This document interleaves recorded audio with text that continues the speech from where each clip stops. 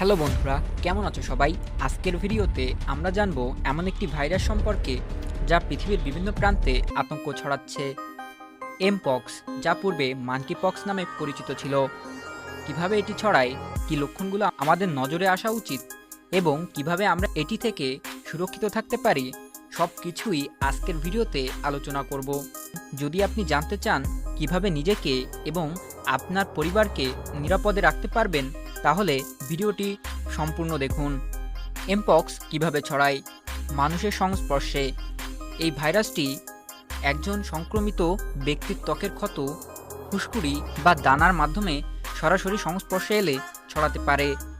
এছাড়াও ভাইরাসটি সংক্রমিত ব্যক্তির শ্বাস প্রশ্বাসের মাধ্যমেও ছড়াতে পারে, বিশেষ করে যখন তারা হাঁচি বা কাশি দেয়।